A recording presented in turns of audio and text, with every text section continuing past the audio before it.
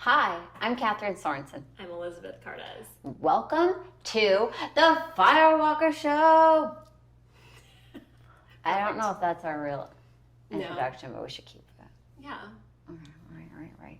Okay, for start, let's open it up to what kind of questions do you guys have for us, and what would you want to listen to and talk about? Yes. Yeah. We have a lot of good stuff we like to talk about, which can be very exciting. Yeah, it's good to us.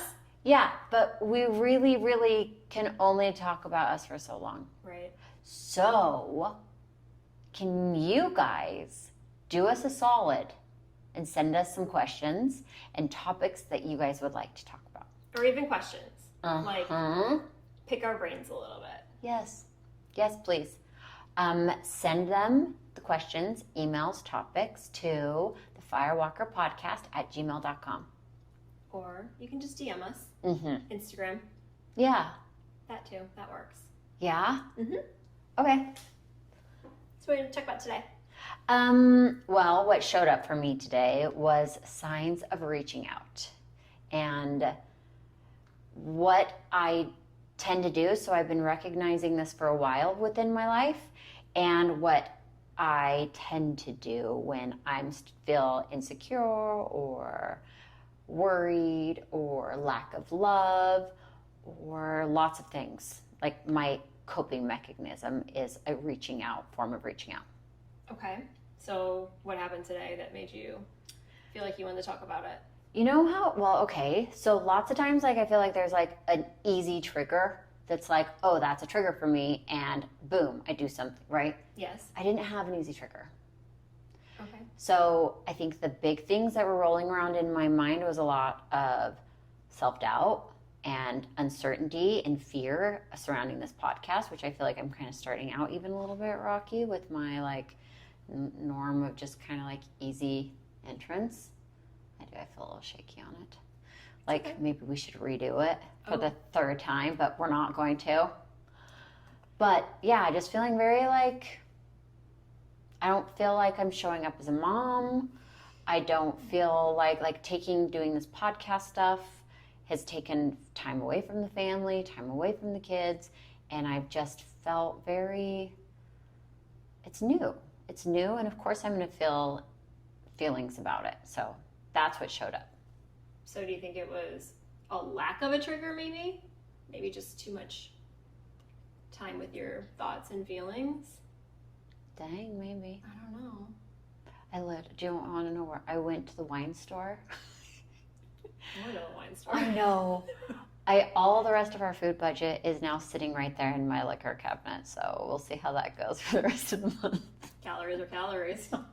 Good. Oh, what to feed the kids? Ramen. I have some. There you go. Done. We'll add some broccoli and call it a meal. That's right. Done. If it's got something green in it, it's healthy. I did make the other day. I had tofu that I didn't actually realize that tofu expires. Oh, it can smell really bad. Yeah, okay, I didn't know this. And I was like, oh my gosh, I have one more day. So I cooked it up, and I really was in the mood for ramen noodles. Don't judge.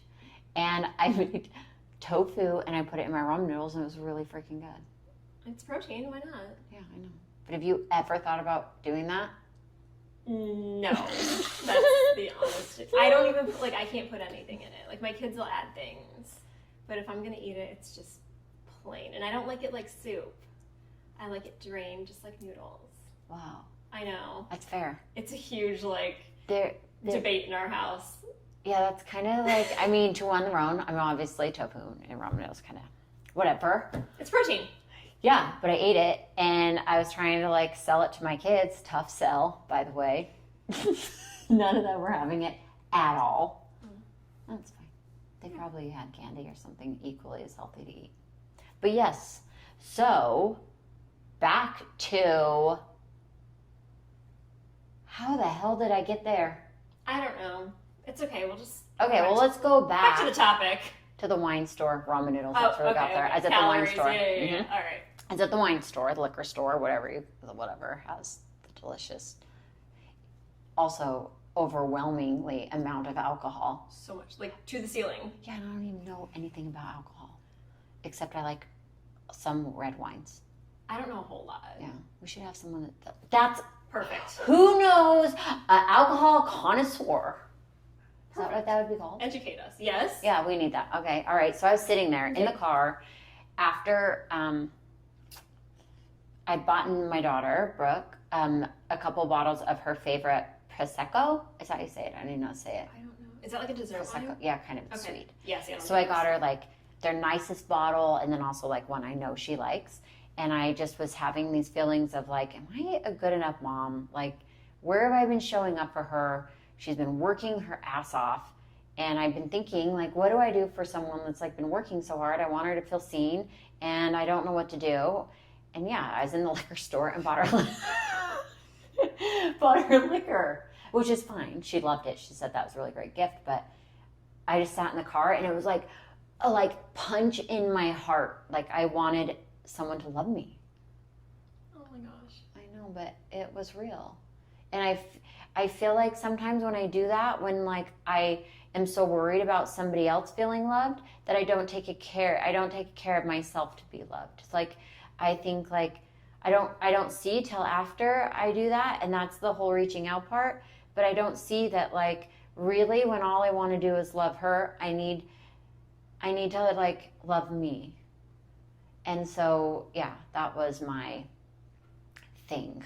Okay, so you're in the car after the wine store, feeling like you need some love. Mm-hmm. And then what? And then something that I found that I did before I've kind of like been really working on it. I've done like a post on my Instagram about, I don't know what to do with my hands, just to be fair. They keep like showing up and disappearing. It's okay. Just put yours here. What are we doing with that? Oh, mine keep moving too. It's fine. Okay, so yeah, I did a little thing about where I start texting myself. And so when I find myself reaching out, because I'll like send love, and that seems to be something I do through a text. I'm sure there's a zillion ways that people do that. For sure. And I seem to like be in a habit of sending out through text. And I sent myself a text saying, like, I love you, you're doing great, this is the feeling that's showing up. Everything that you do that's new is going to be hard, it's going to be scary, and you're doing a great job. And that's how in that moment I caught myself reaching out. And then So what would you have done normally if you didn't text yourself? What would be like a typical...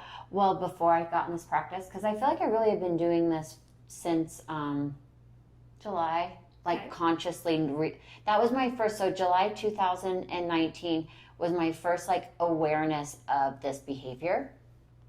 And I really have been trying since then to not.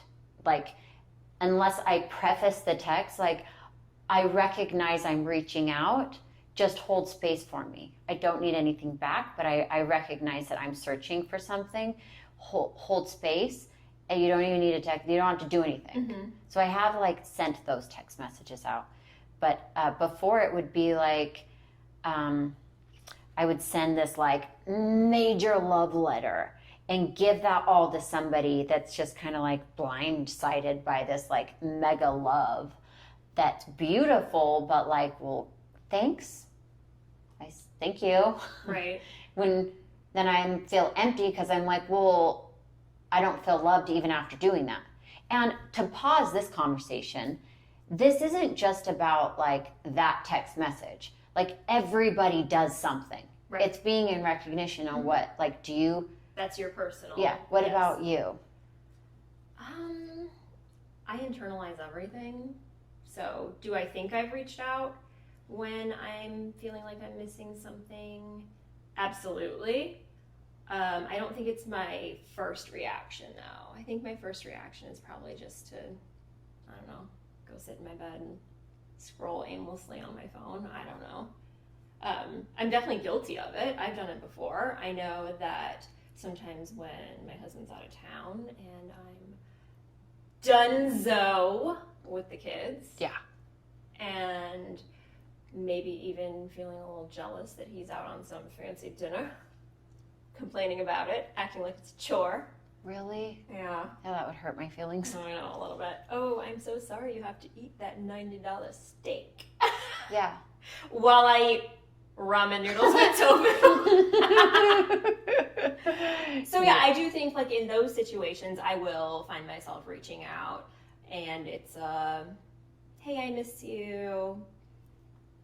And I do miss him, but I think I'm looking for him to tell me that back. So I definitely see how it happens, and I see where your mind was going with it before you, I guess, were conscious of the behavior. I think we all do it on some level. No, I think absolutely we all do. I don't think, unless you're some like extreme mindfulness guru that has like freaking everything figured out, which is amazing. And can you please be on our podcast? I would really like to get some life coaching by you. I think everybody has that sort of initial, like, I want to say numbing, but I don't know if numbing's the right word, but initial instant gratification, instant, I want to feel good. Okay, What do I do? I'm so glad you said that, because I actually have a friend who I've noticed when she's not feeling great about herself or about, you know, how her day went, or she's feeling down on how her life is going, she'll post on Instagram. Yeah. She'll look for the best selfie or whatever I think she knows will generate that like reinforcement and that you're pretty, you're awesome, you're doing a great job. I've picked up on that, and I think I've done it before too. So let's be honest. I hold no house of judgment here. Like, I'm sure. I'm conscious of it now, though. I think just because I've seen it so much from other people that I do, like, when I find myself in that situation, I'll try to shelf it for a little while, because a bunch of likes on Instagram aren't going to solve my problem. No, and it's the same thing, like you're out there looking for you to feel okay through something that like isn't like where you're going to feel okay. Right. Like but that would be like seeking that instant gratification, because you can hit post and you can have 15 people tell you how amazing you are. It's that easy. Yeah.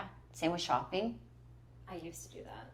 Drinking. Oh, my kids are in the shopping freaking instant gratification phase, and it's killing me because they're spending money that they could be saving.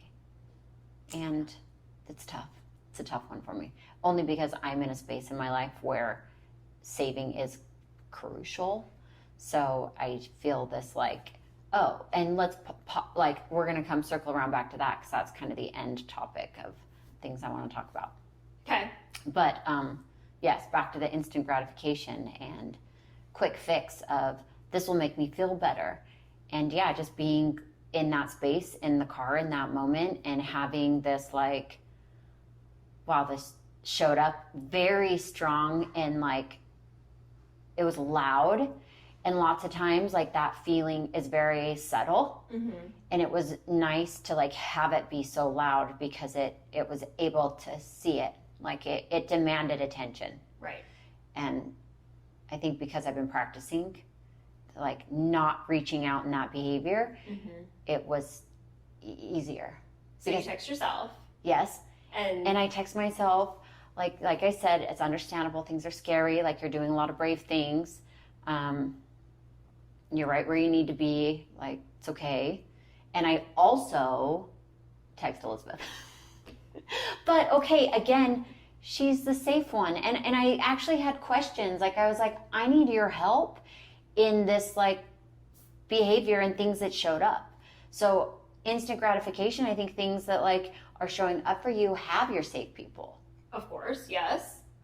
Like, also having the conversation with the people that you maybe have been, like for me, was like reaching out, like having the conversation with people I reached out, like, hey, I put a lot on you when I sent those texts. Like, I appreciate you doing that. Like, but when you text me, it was to me such a simple question, but I know it wasn't simple Yeah. to you because it was huge. Yeah. So I think that's why it's important to have people that are safe, that, you know, there's no judgment or whatever.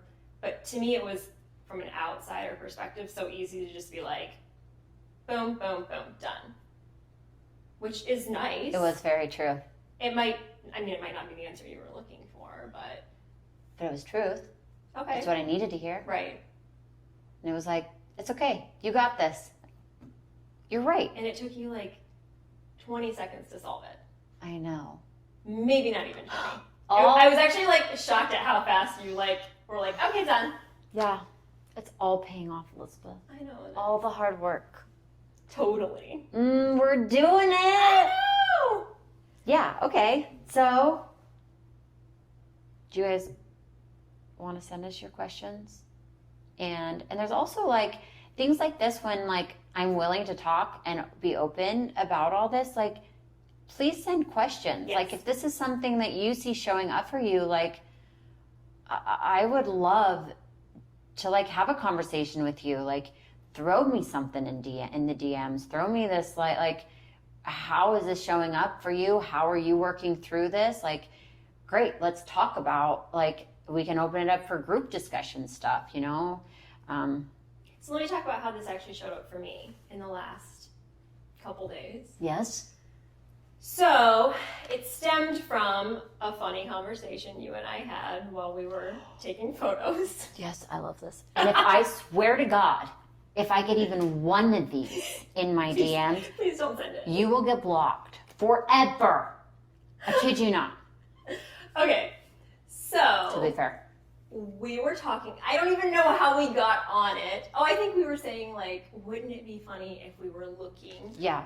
at a dick pic right now? Which, to be clear, I did not think it would be funny at all. I did. Yeah, she did. And they Sorry. actually sent one and tried to, they opened it, luckily, when the camera wasn't going, because I was like, no. It wasn't like a real one. It wasn't, thank God. It was sheathed. Mm-hmm. But anyways, point being is then later on in the day, my husband and I got into a little chat about unsolicited, unwanted dick pics. And I said the reason that they bother me is not because I don't want to see a penis. I really don't, but it doesn't bother me to see a penis, right? It's more the fact that when someone sends you one completely out of friggin' left field that you weren't expecting, and you're not on that level with that person, it bothers me because they're not sending that to me to make my day. Oh, wait, let me clarify. If a stranger or someone I've had one or two interactions with decides to send me that, I'm triggered, not by the penis itself, but because they were looking for me to tell them how amazing it is. They didn't send me that because they want to make my day and make me smile like, oh, that's a nice penis. No, they're looking for me to tell them, oh my gosh, it's so pretty, or it's so big. And that's why it bothers me. So you're on the other end of the meat. In that setup, yes. Except without the pic. Right. You're the one that's Yes. like, dude, it's not my job It is- to tell it's me you're not pretty my job. or fill your love cup. No. So you're I'm on the not going opposite to. end. So don't send it because you're not going to get what you're looking for. No. Sorry. I know. Sorry, not sorry. Yeah, I'm definitely not sorry. So yeah, I mean, completely different, like, end of the spectrum, but same idea. That's what, like, too, like, the aha while we were talking was like, oh my gosh, this actually shows up so many ways. Right. And I'm sure if we had, like, encyclopedia counseling knowledge, we would know the exact term and all that stuff that, like, this actually is. Yes. I'm sure there's something for it. Yeah, so if you know that, you can tell us that too. Yeah, please. So then we can super, super sophisticated. Okay, so besides me, Mm-hmm. when you do need to reach out to someone for whatever reason, I'm not saying you're looking for some pat on the back or Yeah. you're so pretty. Thank you. But you are. Do you have like a trusted circle, or I is do. it just random?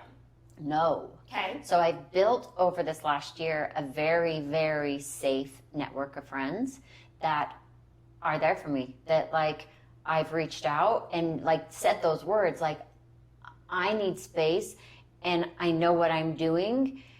Can you be there for me? Just wow. Like sometimes like the behavior is like it's hard not to do it. Well, So- sometimes even just typing it out, the same as like writing something down, Yeah. is enough therapy in itself. Yeah. So maybe you don't even always need that reply. Yeah. Maybe. Or right now, like that's what I've been doing. So I do have my circle of people. And do those people reach out to you in the same aspect? Not the same way. Okay. Like, and I also think that like the people within my circle are mostly male. So the way I need them is different than the way they need me in that reach out. So like, one very, very close friend, it's similar. So he'll send me a text like, hey, like low day, just send me vibrations of love. Like another close friend, it's like, I get the like, hey, let's meet for lunch. Mm-hmm. And he's a very, very, very close friend that like, I know when he asks that way, it's an invite for, I want to be heard. Mm-hmm. So I think that men have a harder time than women. Completely agree. And the reason I'm glad you said that is because I actually just read something. I'm not sure if you kept up on the Will and Jada Smith. No. Okay. Not, I don't know any Okay, current listen, events. I love me some like current events, drama, gossip. Okay. To be Who honest. doesn't? So I've been following the Will and Jada Smith entanglement, as she referred to it. And so if you watch the interview where they finally address the affair, whether it was granted or not, permission by Will, whatever it was, that's their business. But in that conversation between Jada and Will, he was very honest and very open and very free with his emotions and his feelings, which is not something we typically see from men, I don't think, in general. And then over the course of the next few days, I kept seeing on social media memes of like Will's like swollen puffy eyes as the image, Man. and then making fun of him for expressing his feelings and being open and honest on something that already has to be a hard conversation, not to mention having it on television, not to mention everybody knows your business. So can't he even did this imagine. super brave, amazing thing, and now he's being raked over the coals for it in the name of humor or whatever social media does. But to me, all of a sudden it hit me that it was really sad that people were doing that, because he actually was taking that brave step, and the way it's being treated is kind of ugly. And I think that's why men typically, of course, always, there are exceptions, don't share those feelings. So your male friends that do reach out to you probably reach out to you in a different light, thought process, etc., than you do to them, and it's probably just like a social conditioning. Oh, is that a phrase? Yeah. Okay, if not, I just made it. Yeah, great. Yes. Do you know what I mean? Yeah, I do. Yeah, that really bugged me. Well, it was incredible though that you saw that like, wait a minute, like this is what I'm asking Right. my son and my husband to be. Right. Yet when given that in front of you, it like you saw like, oh my gosh, wait, like you stopped. And I'm totally guilty. Like, I thought it was entertaining at first because Yeah.